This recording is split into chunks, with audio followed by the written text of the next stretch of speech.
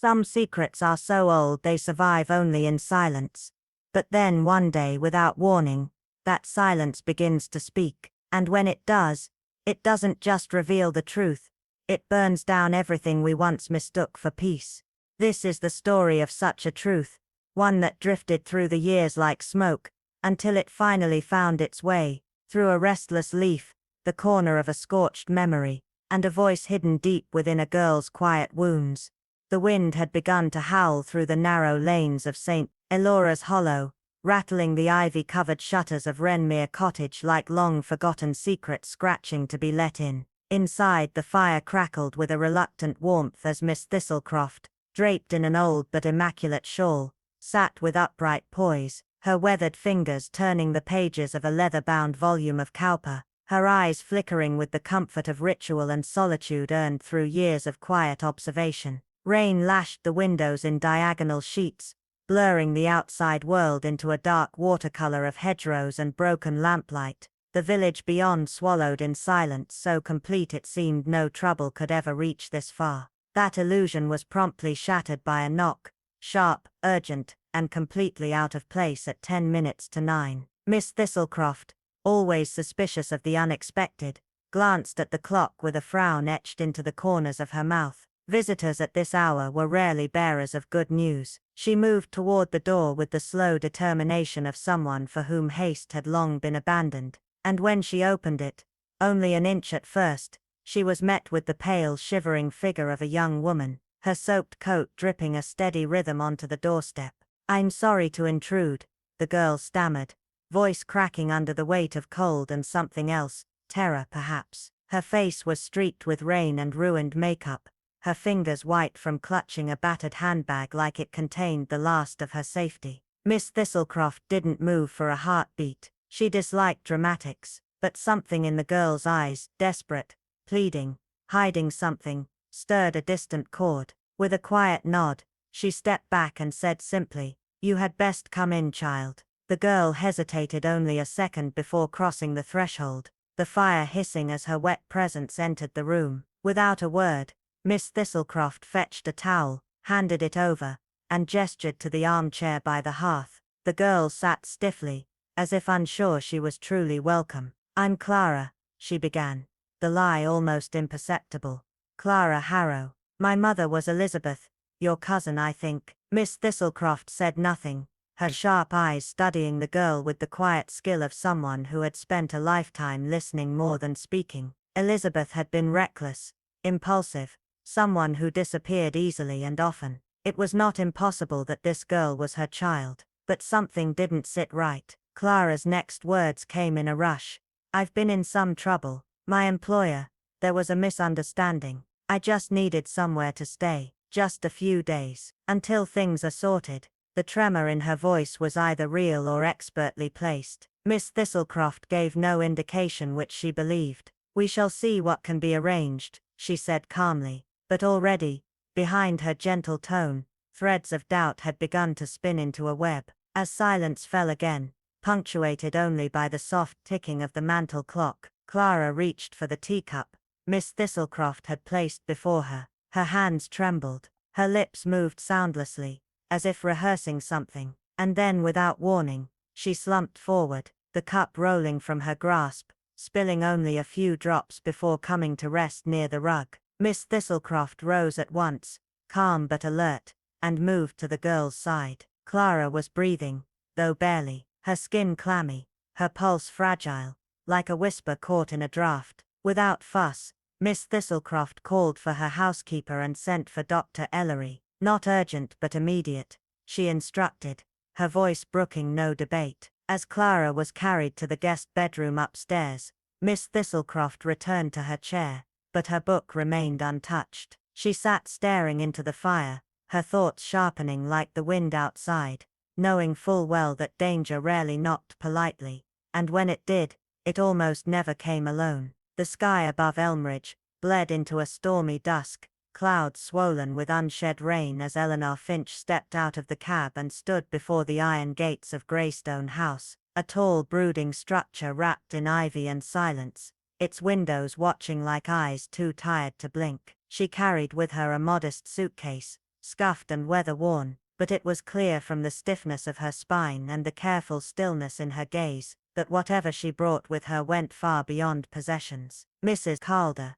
the estate's elderly mistress, greeted her with warmth touched by instinctive caution. She had offered rooms to travelers before, but there was something about this girl too poised for her years, too practiced in her politeness, that stirred a quiet unease. Eleanor spoke with the clarity of someone educated, yet her tale was that of a shipping clerk from a small dockside town, unremarkable, sparse in detail, as if her history had been folded and smoothed out so many times it no longer bore creases. She deflected questions with a kind of gentle misdirection, smiling just enough to seem open, but never quite revealing what sat beneath the surface. Mrs. Calder noted the absences, the family never named, the locations vaguely described, the stories too polished to have grown organically. On the second evening, while adjusting the radio's dial in the dusty parlor, Mrs. Calder reached behind the seat cushion and found a slim notebook, black leather,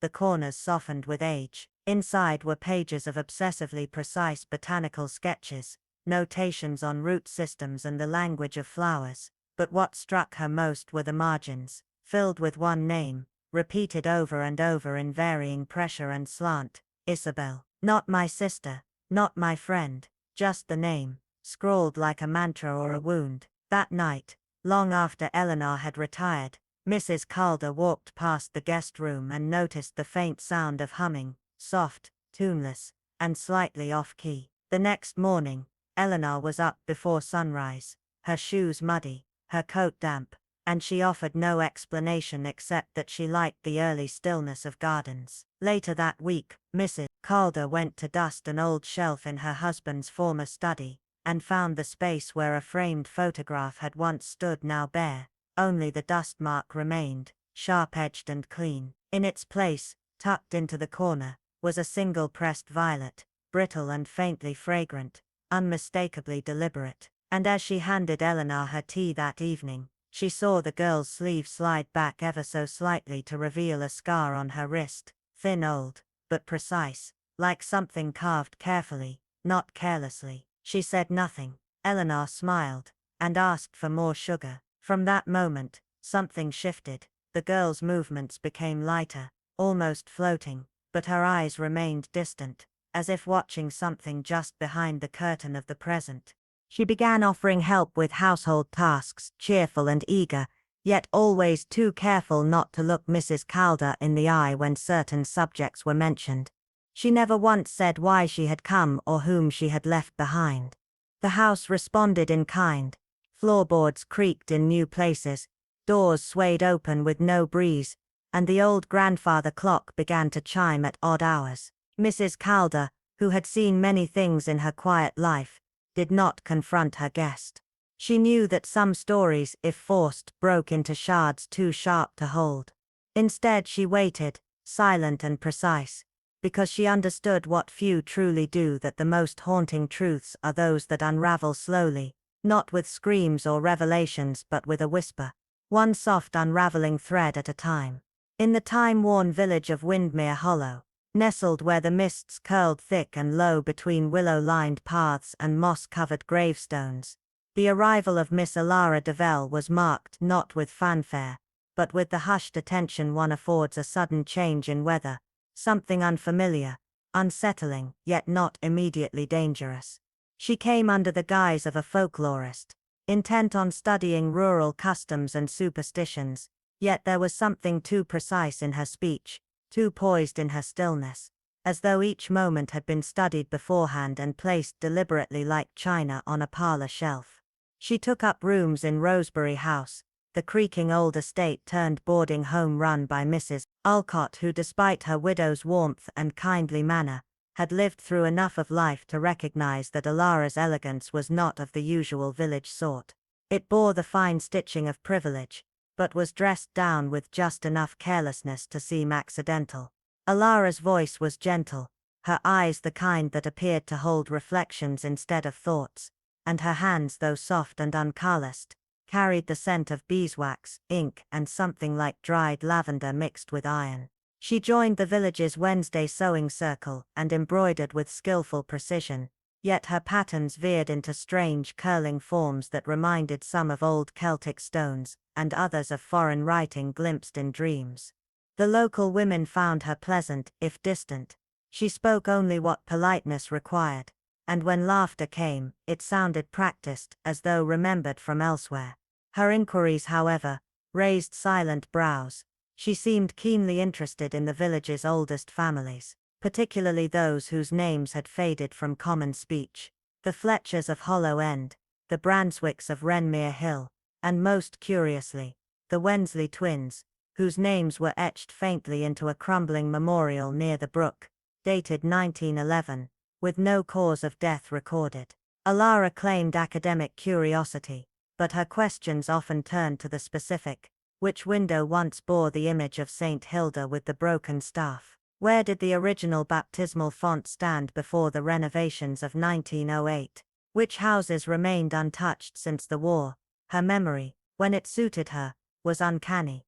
She could recall verses from 18th-century hymnals, and the exact phrasing of a farming ritual recorded in a 1792 almanac. But when asked simple things, like how many siblings she had, or where in Devon she'd grown up, her answers turned vague, hazy, as if obscured by fog. She walked barefoot in the garden at night, always after midnight, humming what sounded like lullabies in a language no one could place. Alcott once found a circle of stones arranged near the old yew, and a bundle of dried herbs tied with black string tucked behind the house bell. Alara said it was part of a protective charm, a rural tradition she'd picked up in Wales. But when Mrs. Alcott looked into it, no such charm existed, at least not one that protected. More troubling still, the house cat hissed at Alara's closed door for 3 nights in a row, and refused to enter the room again. At the library, Mr. Fenwick noticed that several old land registries and burial maps had vanished from their shelves shortly after Alara's visit. When asked, she smiled with effortless calm, and quoted a line from Pliny about lost names and ancient roots, but never directly denied touching them. It was the baker's daughter, who claimed she saw Alara crouched in the cemetery at dawn, whispering to the grave of someone long forgotten, her fingertips brushing the moss as though reading something beneath it. And it was the vicar who noticed that the iron-bound chest in the chapel, locked since the outbreak of war, had been moved ever so slightly, the dust around it disrupted. But no one confronted her outright. It was as if the village, in its own ancient wisdom, knew not to challenge something it couldn't quite name. Miss Alara Devell remained a mystery, woven gently into the daily rhythms, like a dropped stitch in a tapestry, elegant but off-kilter, unnoticed by most, but glaringly present to those who looked closely. And Miss Marjorie Alcott, who had survived betrayal, blitzes and burial, watched quietly, her eyes sharper than most realized. She did not speak of her suspicions, but she began lighting a candle each night in the window, as her grandmother once had, not to welcome someone home, but to keep something else from entering. It was not the small inconsistencies in Eleanor Blackwell's statements that caught Miss Harriet Vale's attention, but the way she reacted to them being noticed, the faint tightening around her eyes, the pause a heartbeat too long, as if her mind was swiftly rearranging a story rather than fabricating one anew.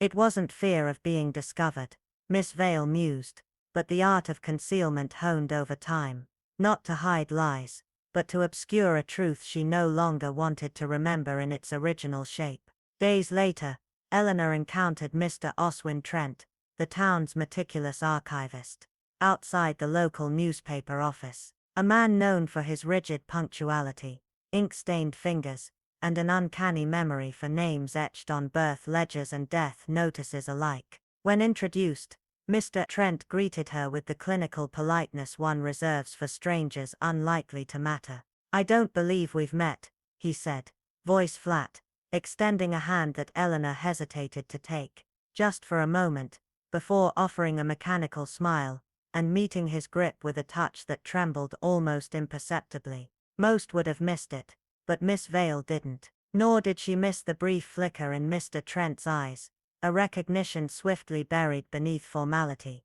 as though he'd glimpsed something in her face that didn't belong. Later, Eleanor dismissed the tension with a weak laugh, muttering that archivists and their records always unnerved her. Miss Vale responded only with a quiet hum, for in her experience, nerves often sprang not from the fear of facts, but from the memory of them. That evening, it was young Lily Featherstone who saw something odd while picking flowers near the churchyard hedge. Eleanor crouched low behind the chapel's back wall, slipping what looked like handwritten pages into a small tin box lined with dried petals and setting it alight. She didn't see Lily at first, but when she did, her reaction was sharp and panicked, snatching the box and stamping the ground, muttering something about useless drafts and silly old poems. But Lily, curious as ever, had seen the name Iris written at the top of one page in a calligraphy far too elegant for casual verse. Later, this tale, as all things in Elderwick do, threaded its way from Lily to her aunt, from the aunt to the Reverend's wife, and finally, like a well-folded letter delivered by fate, into Miss Vale's sitting room. Names, she thought, are like ghosts. They return precisely when you've tried hardest to bury them. The next morning brought grim news by way of Mrs. Edwina Clatch, breathless and pale, who appeared at the tea-room doorway, just after the bell struck 10. Her voice broke as she gasped out, "Beatrice Elwell in her greenhouse, not breathing." Miss Vale did not leap or wail. Instead, she calmly laid her spoon beside her saucer and rose with the quiet certainty of a woman who already knew the path the day was taking. Miss Elwell, a former governess of dignified solitude, had always been a fixture of restraint and lavender perfume, respected if rarely beloved. She had, curiously, grown quite attached to Eleanor in recent weeks, inviting her often for tea and tales of ancient botany. And now she was found collapsed amid her orchids, eyes wide and unseeing, one hand gripping the edge of a broken flower pot, the other outstretched as if reaching for something or someone that wasn't there. The constable reported no wounds, no sign of struggle, but the petals near her hand were bruised, and the teacup beside her overturned, its contents seeping into the soil, dark and slow.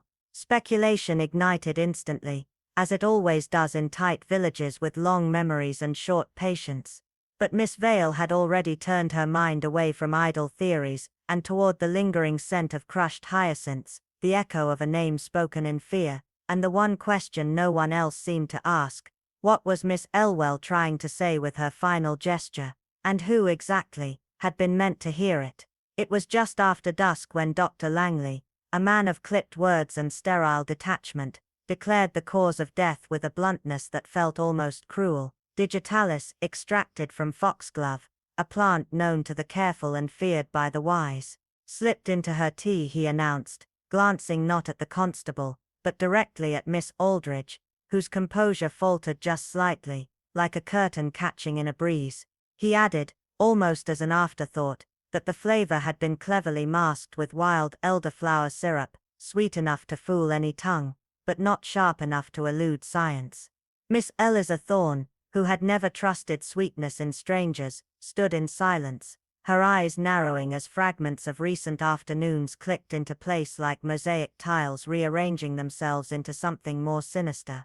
Mrs. Penelope Crowthorne, the victim, a widow known for her immaculately kept garden and firm beliefs in punctuality and black tea, had no prescription for digitalis, nor any history of heart trouble. Her body had been found slumped beside the garden bench, a delicate porcelain cup shattered at her feet, and a blue and white saucer still cradled by one rigid hand. The villagers, initially stunned, wasted no time in building narratives. The tea had been made by Miss Aldridge after all, and what had seemed like hospitality now curdled into something deliberate. Whispers bloomed like fungus. She insisted on preparing it herself, said one. She'd been asking after foxglove just last week, said another. When questioned gently but firmly by the constable, Miss Aldridge faltered, her face blanched, her breath came short, and without a word she collapsed, not in dramatics, but in a graceless heap that seemed too precise to be entirely genuine. Dr. Langley, summoned yet again, mumbled about strain and female nerves, but Miss Thorne, standing at a discreet distance, watched not the fainting but the reactions, who stepped back, who leaned in, and who avoided meeting each other's eyes. The village, so quick to welcome the reserved but well-mannered young woman, turned now with the efficiency of a clock striking midnight.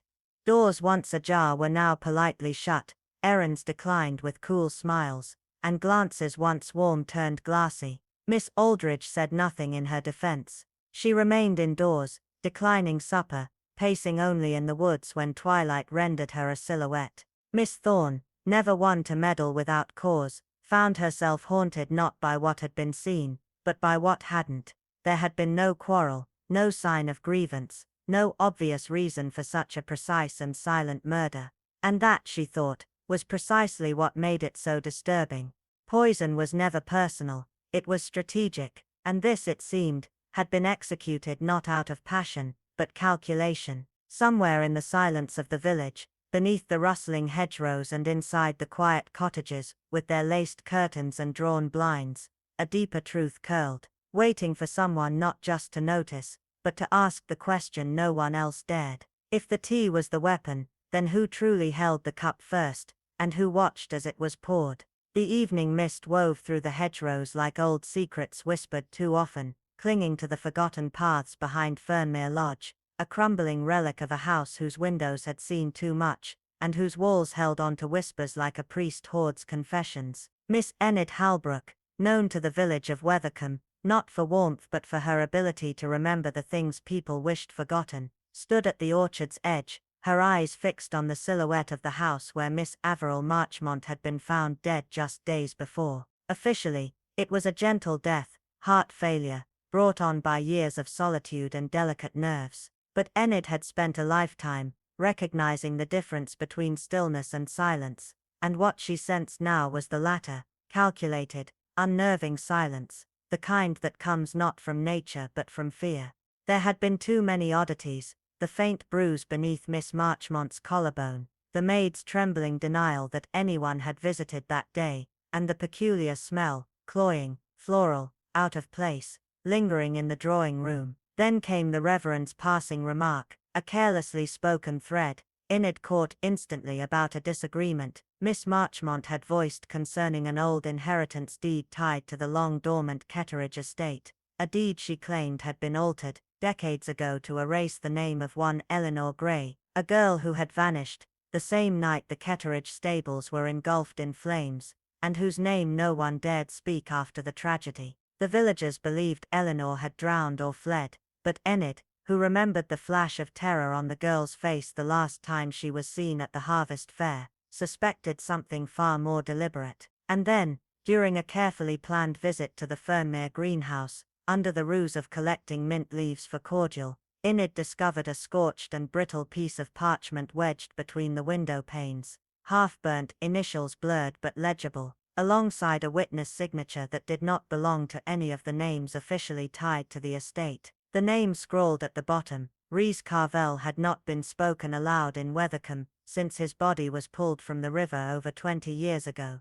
Drowned, they claimed, after a night of drink, though some whispered his pockets had been emptied first. It was clear now that Miss Marchmont, meticulous and haunted, had stumbled upon something she was never meant to see, something written into ledgers and trusts and sealed away in silence. Enid, with her lace gloves and quiet determination, tucked the fragile document into her knitting bag and departed the greenhouse without a word, her breath steady even as her heart raced. The very next morning, with the village murmuring tales of inherited frailty and whispered suicide, Enid presented herself at the crumbling cottage of Mr. Percival Denton, the only solicitor still living who had ever handled the Ketteridge family's affairs. Half-blind and bitter, Denton had grown used to visitors avoiding his door, but he made an exception for Enid, perhaps because she brought lavender biscuits, or perhaps because he knew she wouldn't leave without answers. She waited until the clock chimed noon before speaking Eleanor Gray's name,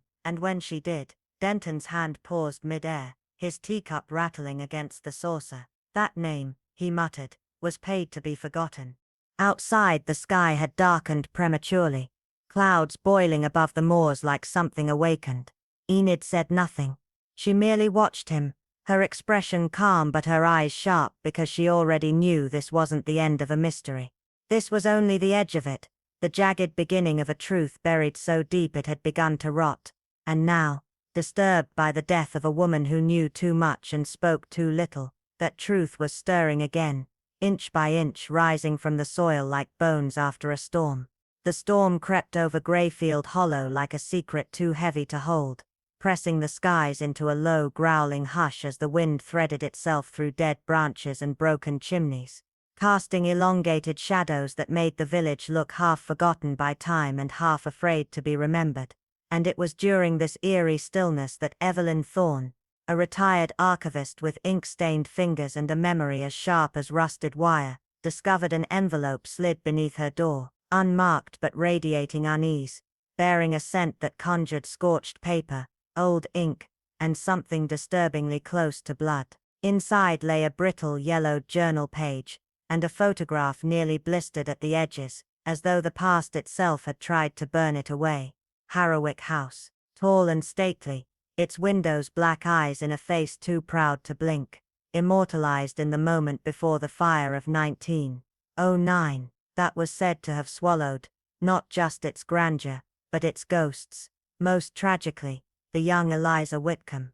Yet it wasn't the looming house that held Evelyn's gaze, it was the figure in the foreground, her face savagely scratched out, as if someone feared her memory more than her presence. Still her posture stood unbowed, arms crossed, scarf tied at the throat with a precision that seemed almost like a challenge to the camera itself. Though history had recorded the fire as accidental faulty wiring in the East Wing, the whispers that had echoed through Greyfield for generations told another tale. A contested will, a family at war, desperate debts and a scream heard from the forest just before the blaze licked the sky like wrath unleashed. Eliza, just 19, had been presumed dead, her remains conveniently unidentifiable, her brooch once worn daily, found blackened but intact as if planted, as if staged. Evelyn, whose career had been built on unearthing inconvenient truths, sensed a deliberate erasure, a silence too clean to be natural.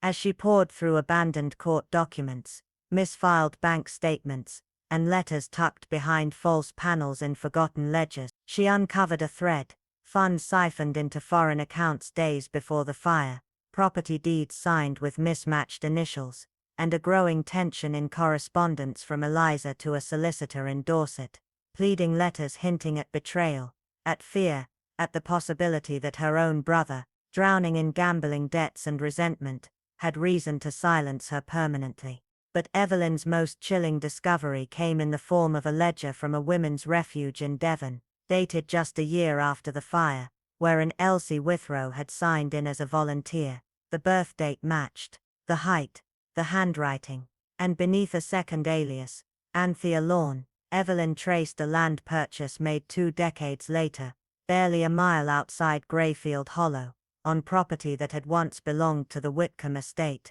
as if Eliza had never truly fled, but merely slipped into the cracks of the very legacy meant to destroy her.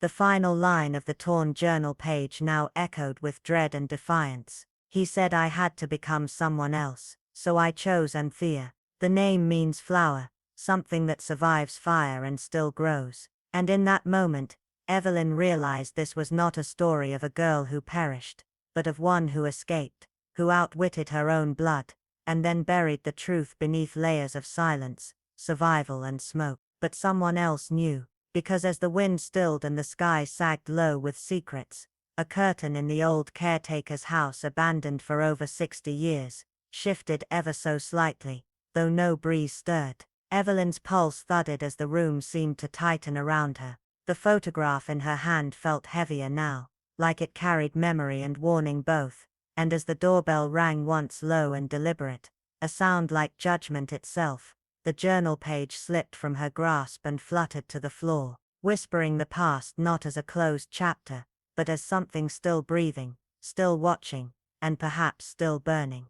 The fog rolled in thick and spectral over Ashmere Hollow, swallowing the village in a breathless grey that muffled every sound, and blurred the edges of reality itself. Skeletal trees loomed like silent witnesses along the crooked paths, their bark slick with cold dew, and moss-draped gravestones tilted as if bowing to the weight of forgotten sorrow. It was a place history had not merely forgotten, but one it had buried deliberately, a place where memory rotted just beneath the surface. At the far edge of the village, in a lichen-covered cottage that seemed to grow from the earth itself, Eleanor Vale, once a renowned criminal profiler now cloaked in solitude and shadow, had lived unseen by most for nearly a decade, her obsession with cold cases and historical vanishings earning her whispers and wary glances. On a rain-washed Thursday morning, as thunder murmured from distant hills, a package arrived on her doorstep, unsigned and bound with coarse crumbling twine.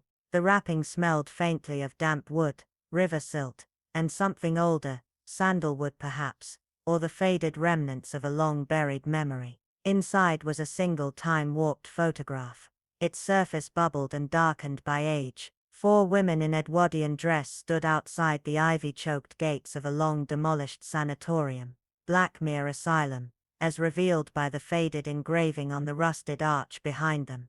But one figure in the photo had been furiously obliterated, her image scraped away with such violence that only a gloved hand remained, caught mid-gesture, fingers curled in what might have been command or warning. The reverse of the photo bore no inscription, save for a near-invisible embossed letter, S, nearly consumed by mildew and time.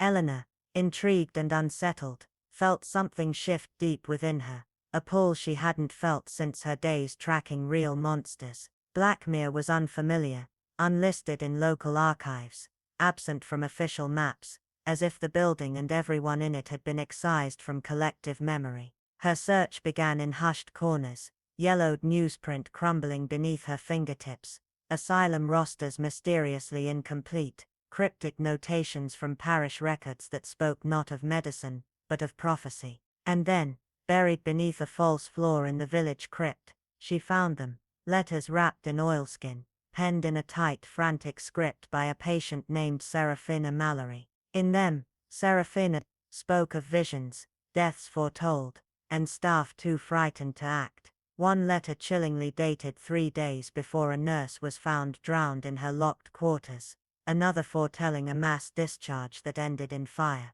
In her diary, encoded passages hinted that she was not mad, but a keeper of secrets too dangerous for her time. Eleanor's hands trembled as she uncovered an unsigned intake form dated before the asylum's closure, the scrawl at the bottom barely legible, S. Mallory, admitted under protest, not illness, danger, yet no death certificate followed, no burial site, no census entry past Mil Novecento's trace. Seraphina Mallory had simply vanished. As Eleanor delved deeper, she realized she was not alone in her pursuit. Her notes would be subtly rearranged each night, drawers left open a crack, certain pages missing, and returned in different order. Someone had been inside her home. At the town archive, an elderly librarian who had never spoken to her before, slipped a note into the spine of an unrelated book. Ask about the 5th woman. She was never in the photo. She took it. Eleanor froze. That night she placed the photo beneath magnification, and found it, a reflection in the glass pane of the asylum door, a sliver of a woman's face, narrowed eyes watching not the lens, but the woman now scratched from the image. Whoever had taken the photo had been present, deliberate, unseen. That photo was not memory, it was surveillance. A storm churned the sky as Eleanor returned home to find muddy footprints on her doorstep that led nowhere, and an envelope wedged beneath her doorframe, sealed in wax marked with a symbol from Seraphina's diary, a broken hourglass. Inside, on paper warped by moisture and time, were just 7 chilling words. You've come too close, Eleanor. Let the dead rest. But the dead were already awake. That night, the woods behind her home stirred. Branches didn't sway, they bowed. And through the trees she glimpsed a pale flicker, like moonlight wearing human skin. A barefoot woman in a tattered asylum gown, hair clinging to her face, mouth moving without sound, as if naming the forgotten. Eleanor, frozen at her window, understood then that this was no longer research. She had broken something open. This wasn't about solving a mystery, it was about surviving it. And far beneath the surface of Ashmere Hollow, where history had been sealed and silence had once reigned, something had begun to stir, and it had remembered her name. The villagers of Weatherlow had long whispered about the old Bellman house, a brooding half-collapsed estate, that crouched at the edge of the moors like a secret too dangerous to speak aloud. Its windows coated in layers of ash-grey grime, reflected nothing. Its doors groaned at the touch of even the lightest breeze, as though sighing beneath the weight of stories left untold. They said it once belonged to Elias Bellman, a brilliant but reclusive cartographer, who devoted his life not to mapping the known world, but the spaces in between, the quiet corridors between thought and shadow, between history and the places it was too afraid to go.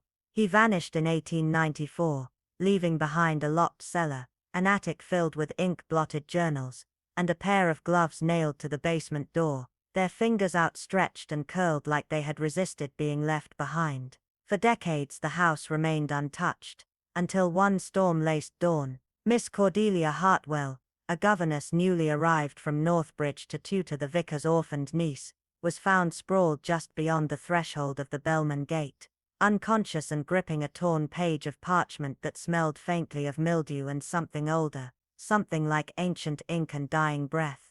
Her palms were raw, marked not just by gravel, but as if traced by fine scratches, like the teeth of tiny pens or the claws of forgotten creatures.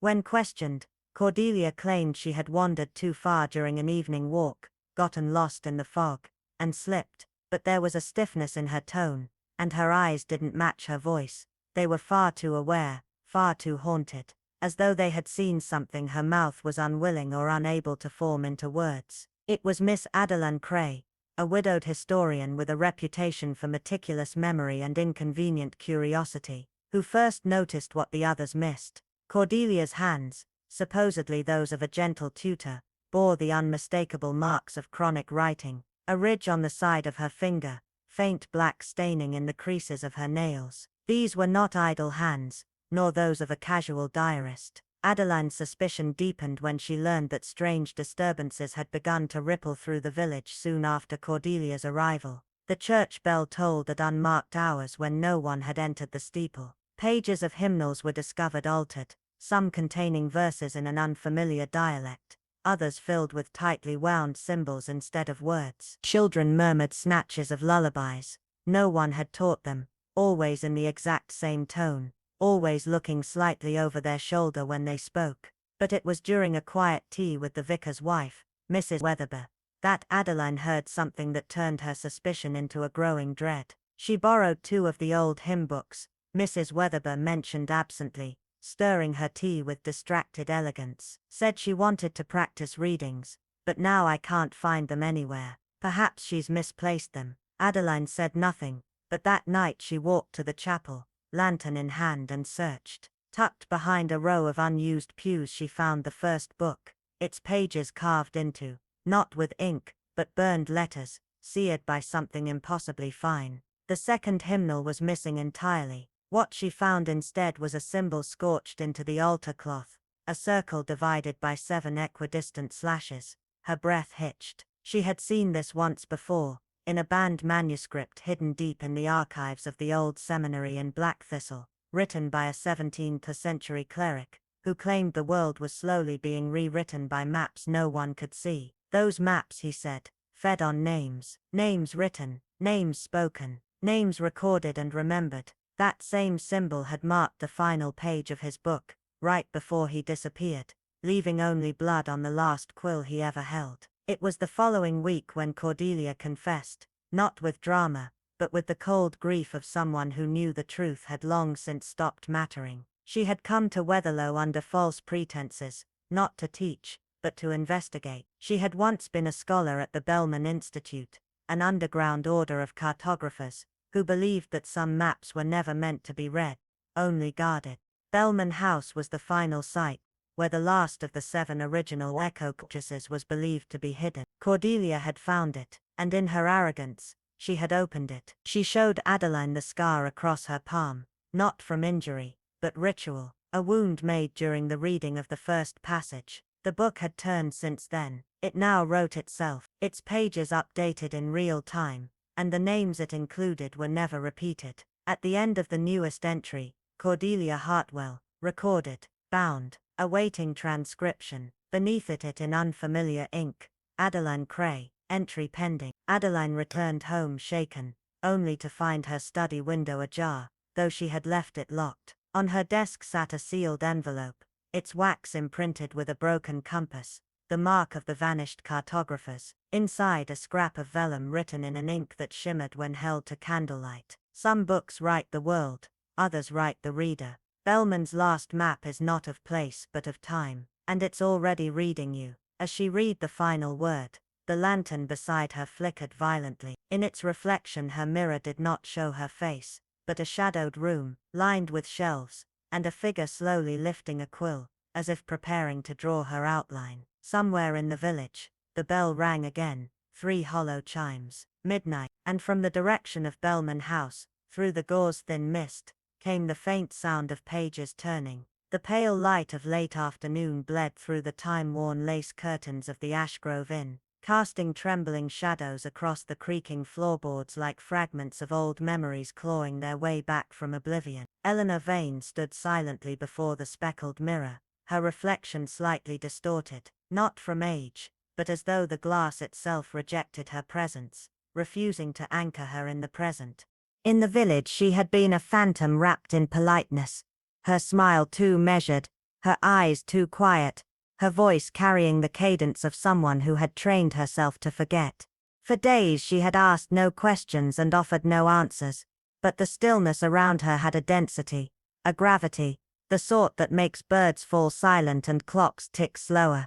Folded neatly on her dresser lay a silk scarf embroidered with an ancient unsettling motif, a singular eye ringed by worn symbols that pulsed with a curious discomfort, as though seeing them too long might stir something forgotten. That night, when sleep eluded Miss Eloise Granger, an aging archivist whose intuition had not dulled with time, she wandered the hallway and paused outside Eleanor's room, drawn by a flicker of candlelight and the low rhythmic whisper of words not meant for waking ears. What she heard was neither prayer nor poetry. It was older, rawer, a chant with syllables shaped to fit through cracks in the world.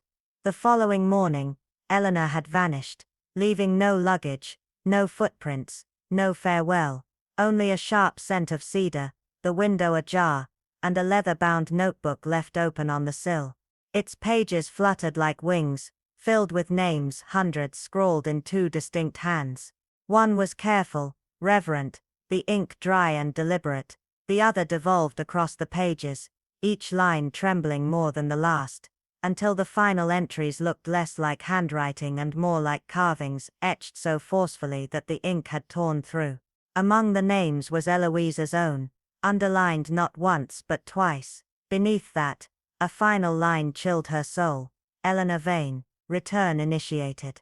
Terrified yet compelled, Eloise searched the room again, and discovered something wedged behind a loose panel in the wall, a photograph, weathered and warped with time.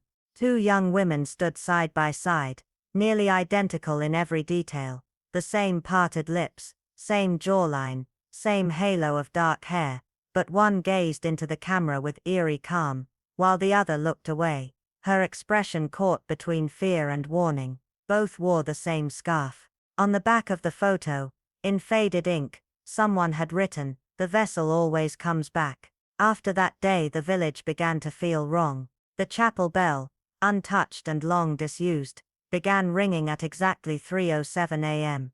Despite its broken mechanism, letters began to appear in the postmaster's locked box, letters addressed to names no one had uttered in decades, and Eloise, in fleeting glances and mirrored glass, began to see Eleanor, or a version of her, lingering in places no one should be, beneath lamplight, across streets, staring through rain-slicked windows, silent, patient, watching. Finally, unable to bear the weight of uncertainty, Eloise returned to the guest room. It was untouched, and yet waiting.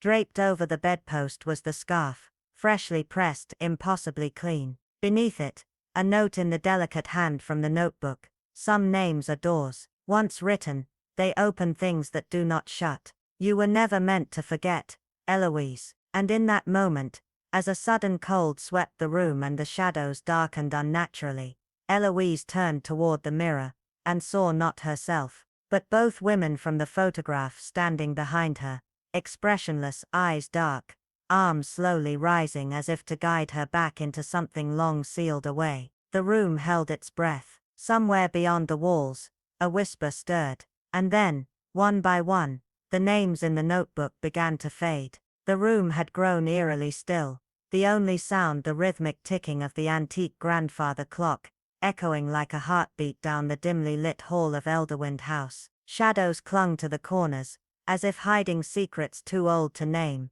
and in the flickering firelight, Clara Whitlock, no Elise Harrow, sat like a ghost pulled out of time, her voice just above a whisper, but carrying the weight of decades. "My mother was Amelia Harrow," she said, eyes locked on the dying flames, "and they tried to erase her, not just from this place, but from memory itself." Her words hung in the air, fragile and raw. Across from her, Inspector Delgrave remained silent, sensing the tremor behind her calm, and the gravity beneath her words. "They said she died in the Ashwick fire, that it was an accident, a tragedy," Elise continued, fingers tightening around a crumpled photograph, "but it was neither. It was a silencing." She told of how Amelia had discovered irregularities in the Ashwick Trust, land deeds signed by men already dead, properties sold to companies that didn't exist, funds vanishing into shell accounts tied to names whispered in the dark. She went to Elric,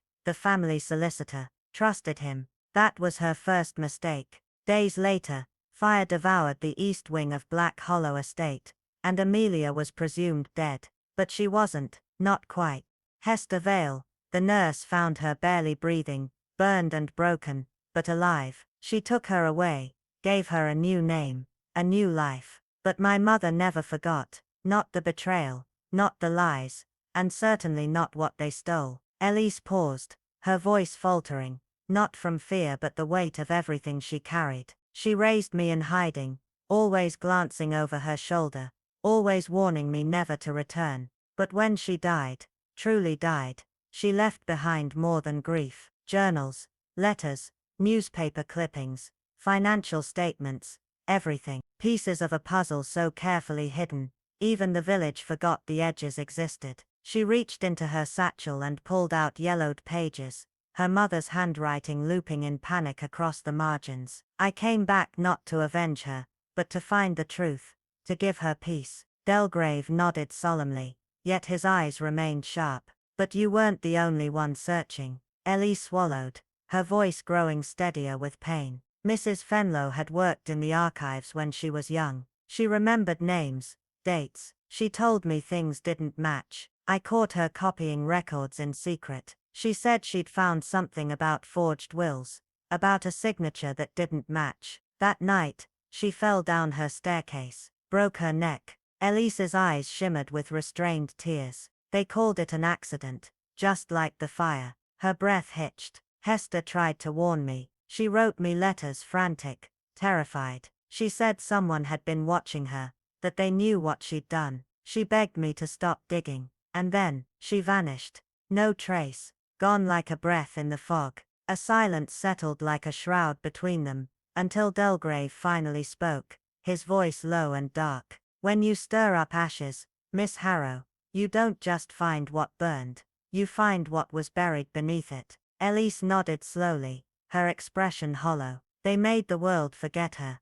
But I remember everything." And in that moment, as the last ember collapsed into the ashtray, and the room seemed to grow colder despite the fire, both understood the truth had never died in the flames. It had only waited, buried and burning, for someone brave, or foolish, enough to uncover it again. The room was colder than it should have been, not because of any draft, but because of something unspoken coiling in the walls, like the breath of history finally stirring to life, after years of silence. The drapes hung stiff, as if holding their breath, and the fading light filtering through the stained glass windows painted long blood-red shadows across the floor, like veins pulsing with secrets too long buried. Eleanor Thorne sat at the head of the old drawing-room table, her fingers wrapped around a teacup gone cold, her eyes never blinking, never flinching. Around her were gathered those who had lived near the edges of the truth for years, unknowingly orbiting a lie that had reshaped lives, rewritten memories, and left a quiet trail of death behind it. What they had believed were accidents or age-old tragedies had in truth been deliberate, silent acts of preservation, carefully measured, almost surgical in their precision. "This was never about inheritance," Eleanor said softly, her voice dry as autumn leaves. "It was about control, and fear. Deep, marrow-rotting fear." A murmur moved through the group, but no one spoke. Fear of exposure, of legacy unraveling, of truth dragging its nails across the polished floors of respectability. She let the silence settle, letting it grow roots in the minds of those present. Lydia, the girl whose return had upset the balance, sat stiffly, her resemblance to the long-vanished Ruth not just uncanny but near spectral, like a mirror image reaching through time. Eleanor's gaze drifted to Mr. Halcombe, the solicitor with the impeccable posture, the meticulous voice, the man who never let his eyes linger too long, or his answers come too fast. He was too smooth, too distant. "There's a kind of man," Eleanor continued, voice now more intimate, "who would rather kill than be unmasked. Not out of hate, but out of dread. Dread that the lie he wears like a suit of armor might crack, and what leaks out won't be blood, but shame." She stood, and the rustling of her skirts was the only sound in the room, like dry leaves whispering of the storm. Edith died for seeing what wasn't meant to be found. Thomas for hearing what wasn't meant to be heard. And Ruth vanished because she was carrying the truth before it ever had a name. Lydia's breath hitched, and Eleanor caught it, noted it. "You said a man used to visit, always in gloves, always in silence." Lydia nodded, tears brimming but unshed. "He came to my mother once a year." She called him the guardian of the silence. Said he'd once betrayed something sacred, and spent the rest of his life trying to bury it. Eleanor turned to the constable, who sat frozen, pen forgotten. "We chase motives in pounds and pence," she said, "but the true motive here is decay. The decay of a soul that cannot live in truth." The room held its breath. Mr. Halcombe adjusted his cufflinks, an almost imperceptible twitch in his left eye betraying the pressure beneath his calm. "The fire at the hall," Eleanor said, her voice now colder than the air, "was not an accident. It was an attempt to erase. But fire does not destroy everything.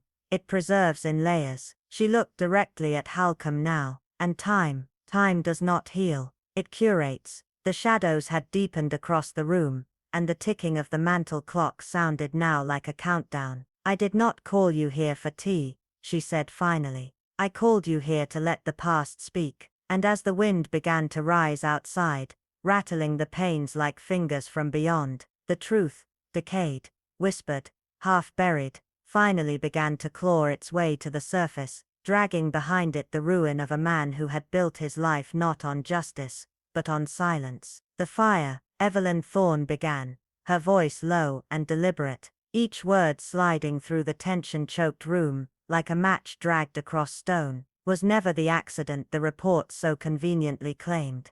It was surgical, orchestrated with the kind of precision only fear can fuel, and its purpose was far more sinister than the mere destruction of brick and timber." Her words hung heavy in the air, silencing even the ticking of the old mantel clock. It served as both a curtain and a knife, concealing what had been discovered and severing what threatened to surface. That night didn't just erase a home, it attempted to erase a woman, a will, and the very bloodline she represented. Mr. Alden sat unnervingly still in his armchair, but his fingers twitched, betraying a silent storm behind his steady gaze. Evelyn's eyes scanned the room slowly, resting on Maeve, the girl who had come asking innocent questions, but whose resemblance to Clara Ashcroft was impossible to dismiss. Before the estate was hastily redirected to distant heirs, there was Clara, the forgotten Ashcroft, clever, relentless, and dangerously unwilling to play her part in a game already rigged.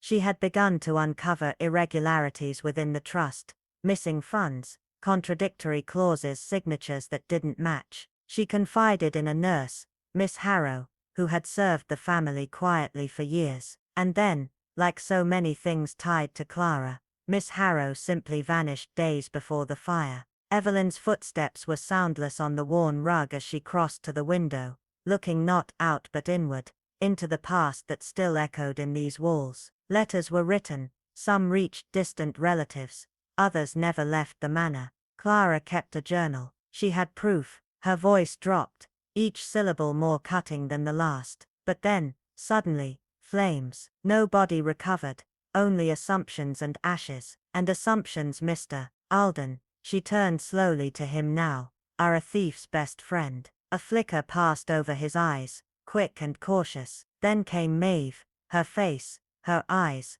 her instincts, stirring dust that had long settled. Those who remembered Clara, even dimly, began whispering again. One of them was Mrs. Elcott, the housekeeper, who stumbled upon the missing ledger hidden behind the false panel in the east wing. She said nothing at first, only asked small, seemingly harmless questions. But guilt, Mr. Alden, Evelyn leaned in slightly, has a finely tuned ear. She straightened, her tone now cool and clinical. Mrs. Elcott died of what they called natural causes, a sudden collapse, a weak heart, but the chipped porcelain cup beside her told a quieter, darker story. Digitalis leaves no trace, not to the untrained eye, especially when brewed with something sweet. The constable dismissed it, of course, but I didn't. The room felt colder now, as if the fire in the hearth burned only for show. Maeve's knuckles whitened on the locket, the same one Clara had worn in a photograph that was quietly removed from the family archives after the fire. I traced the paper trail back, page by page, and found a name that appears on every turning point in the Ashcroft line, on the altered will, the probate documents, the fire insurance claims. Your name, Mr. Alden, once a clerk, now a guardian of ghosts. Evelyn's voice softened dangerously. But ghosts do not rest, not when truth is buried alive. You did not fear Maeve, because of what she knew. You feared what she might awaken, a memory, a witness, a truth, long thought scorched into silence. You feared Clara was not as gone as you needed her to be. A beat of silence, broken only by the hiss of the fire. But the past, she finished, voice like velvet over steel, has teeth. It chews through lies like moths through silk, and if you listen closely, Mr. Alden, you'll hear the dead scratching at the floorboards, demanding to be remembered, not out of vengeance, but justice. And so, the truth, long buried beneath cordial greetings and polished silver, surfaced not with a scream, but with a breathless hush, as if the very walls of the manor had held it in all these years, and were only now exhaling. Eliza Hartford, the companion nurse, whose drowning was written off as unfortunate misadventure, had not slipped. She had been silenced, deliberately, precisely, with hands that left no mark save for the bruises tucked beneath sleeves and the tightly knotted scarf. The coroner chose not to question. The death suited the story, of course. It always does when those who write it also benefit from its ending. Miss Ainsley, ever the observer, and never the accused, sat quietly by the window that morning, her hand steady on her teacup, yet her eyes failed to hide the tremble behind the calm. Accidents, she said softly, are convenient for those who fear truth more than consequence. It was the whisper of Mrs. Fenlow, the gardener's widow, that started it all. How she'd once found crushed foxglove leaves near the compost, a plant long known for its beautiful poison. But it wasn't until the late Dr. Thorne's records were reviewed by the new physician that questions began to reawaken. Dosage discrepancies, undocumented vials, and most damning of all, a handwritten note ordering digitalis under a false name, traced back to a Mr. Clive Barton, now a church elder, and then the estate's overseer. When the constable brought him in for questioning, he denied all involvement. But he could not deny the inscription etched into the silver locket found hidden in the floorboards of the east wing.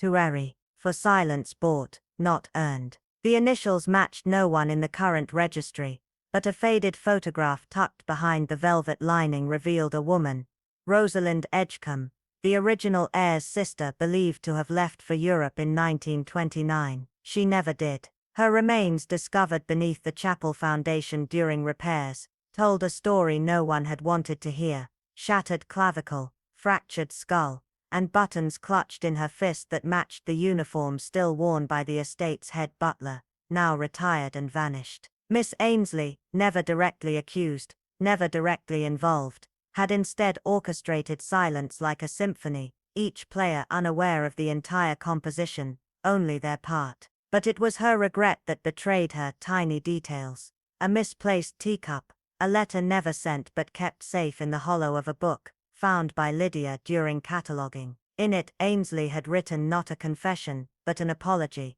"I only meant to protect the family from ruin, not become its ruin myself." The room, heavy with breath held too long, heard every word as Miss Ainsley stood and with no resistance, handed over a worn key wrapped in a linen handkerchief. "You'll find the rest beneath the West Library hearth," she said simply. The constable, grave but unmoved, took her arm gently as though she were a relic herself. And with her exit it was not guilt that lingered, but silence, the kind that follows only after a truth too long restrained finally finds its voice, not through confrontation, but revelation. Justice came not in cuffs or headlines, but in the stillness that follows a storm when everything broken is laid bare, and nothing is ever quite the same again. The house on Bramble Lane, once a quiet spectator to the unspoken secrets of the village, now stood in a stillness so profound it felt almost sacred.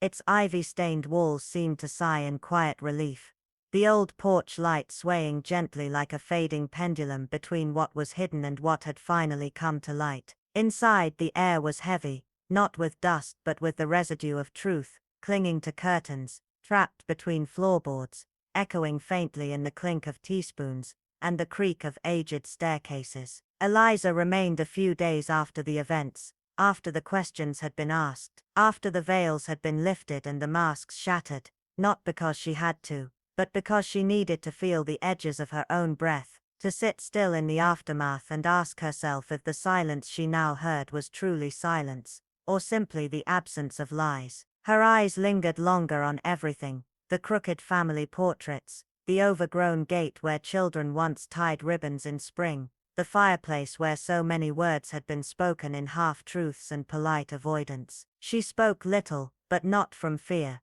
Her silence was not a retreat, but a steady reflection, as if her mind was carefully arranging the scattered shards of her own identity. And then one morning, just before dawn kissed the rooftops, she packed a single suitcase, not hurriedly, but with a certain finality, and laid her coat over her arm like someone who understood that departure wasn't escape, but evolution. She left behind a single note, placed quietly in Miss Hargrove's blue teacup, the same one from which she had once refused to drink, fearing poison where now she saw clarity. The note read only, "Thank you, for not turning away." No one saw her leave.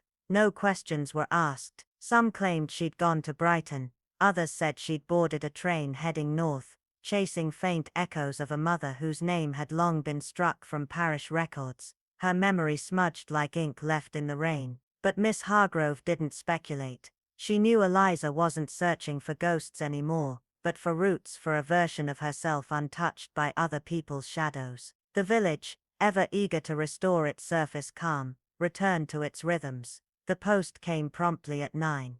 The butcher sharpened his blades with more vigor than usual, and the Sunday sermons resumed their gentle scolding. But something in the air had shifted, like a room that's been opened after years of being locked, letting in a new draught that smelled faintly of ash and truth. Neighbors spoke more softly when passing Bramble Lane, their eyes darting toward the window, as if expecting it to blink. Mrs. Devlin, of course, was the loudest in her hushed condemnations, claiming she had always found something off about Reverend Miles' sermons, especially the one about Judas and Grace, preached just days before the ledger was found. Children no longer played near the pond where Alice Quinn's shoes had been discovered, placed too neatly, too deliberately, while her body had surfaced weeks later beneath the old stone bridge, far downstream, her journal missing 3 pages. For a while, the grocer's bell fell quiet whenever Miss Hargrove entered, reverent perhaps or guilty, and the gossip that once clung to every lamp-post like damp laundry began to dry and flake away. In her solitude, Miss Hargrove tended her garden with gentle precision, as if every petal and thorn reminded her of someone, Alice, who had asked the wrong questions too loudly. Eliza, who had asked the right ones quietly. And even Miles, who had believed secrets could be buried like compost without ever growing roots. She no longer tended the roses for beauty, but for meaning, her shears clicking in rhythm with memory, pruning not just dead blossoms, but the illusions that had overgrown her own heart. She thought often of how decay, though unpleasant and pungent, gives way to the richest soil, that truth in its rawest form was rarely welcome, but always essential if anything honest was to bloom again. Then one grey morning, a letter arrived. Simple, unadorned, in steady handwriting that bore no hint of hesitation. Miss Hargrove opened it slowly, letting the steam from her tea curl up around her like a blessing. Eliza wrote from a town with uneven cobbled streets and a library that smelled of paper and patience, where she now worked cataloguing histories long forgotten, giving names back to women once reduced to footnotes in family trees. She described the quiet joy of finding a pattern in ink, a lost letter in a ledger, the thrill of recognizing absence where someone once tried to erase. There's power, she wrote, in learning not to flinch when the truth looks you in the eye. Miss Hargrove folded the letter carefully and tucked it behind the sugar tin, the place where she kept only what mattered most, not as a keepsake, but as a reminder that the story had not ended, only grown roots elsewhere. And as she returned to her dahlias, the wind caught her shawl like a whisper, the garden breathing around her as if to say, yes, this is how it should be now. The truth had moved on, but its shadow remained, not as a burden, but as a quiet witness to the cost of silence and the gift of finally speaking. She wrote, and stories that deserved to be heard, even if the world had long stopped listening. Not a note of thanks for the solution, but for the faith that a mystery existed at all, hidden beneath a layer of dust and deliberate forgetting. Inside the letter was something delicate, a feather, soft lilac in hue, its spine bent slightly, almost like a gesture of exhaustion. It had been tucked behind a loose floorboard in the Whitmore Aviary, now nothing but a shell of soot and ash, once filled with the song of canaries and a mother's lullabies. Nora claimed she had found it while sweeping the ruins, buried beneath scorched sheet music and half-melted keys of a child's piano. She had written that it was all that remained, save the memory of the night Eleanor vanished, a memory no one else in the town dared to keep alive. Mrs. Elwood read the letter 3 times, her fingers trailing across each sentence as though trying to touch the years Nora had lost in silence. The mantel clock ticked louder now, each tock echoing through the room like the heartbeat of a story long buried but not quite dead. Next to it lay the brass key, no longer hidden in its velvet-lined prison, but resting freely, its purpose spent. It had once unlocked a cellar door sealed with more than just wood and metal. It had sealed a truth too painful to speak, too dangerous to know. The key had opened a space filled with boxes labeled linen, but hiding letters from Eleanor, trembling with loneliness, fear, and a secret that would have torn a legacy apart had it surfaced too soon. The knock that had brought this storm to Mrs. Elwood's doorstep came not with drama, but hesitation, a timid rap, barely audible beneath the storm winds that howled that October evening. Nora had stood there drenched, eyes hollow, clutching a music box she hadn't dared to open in 10 years. And now, weeks later, everything had shifted. Not with an explosion, not with a scandal, but with something quieter, heavier, a slow release, like a house exhaling after decades of holding its breath. It wasn't jealousy or money that had driven Eleanor's disappearance, it was fear. Fear of exposure, fear of rejection, fear that a truth once whispered could crumble the perfectly curated illusion of her family. It had taken compassion, not deduction alone, to piece the puzzle back together. Compassion for a girl who'd disappeared, not into shadows, but into silence. Eleanor hadn't run away, she had been erased, her room repainted, her photos removed, her name avoided like a curse. But Nora remembered, and it was through her, and through the steady presence of a woman who knew that not all ghosts scream, that her voice finally returned. Justice, like a late spring bloom pushing through frozen soil, had taken its time. But it came, not loudly, not proudly, but completely. Isn't it strange how the past always finds a way back? Through a creaking stair, a misplaced keepsake, a song played absent-mindedly on an untuned piano. We spend so long convincing ourselves the past is gone, only to discover it's been waiting patiently for someone to ask the right question. And if you were in Mrs. Elwood's place, would you have trusted that trembling voice at your door? Would you have believed that guilt can stretch like a shadow across generations, lingering longer in silence, or festering louder in memory? Tell us below. Your thoughts breathe new life into these forgotten stories. And if this one made you feel something, a flicker of sorrow, a ripple of wonder, a chill just beneath your skin, subscribe. We unearth stories like this every week, mysteries wrapped in silence, soaked in time, and sealed with truths the world tried to forget. Share this with someone who knows that the most terrifying mysteries aren't those with monsters, but those with secrets that wear a smile. Until we meet again, stay curious, stay open, and never ignore the quiet knock. It might be the past, asking to be heard.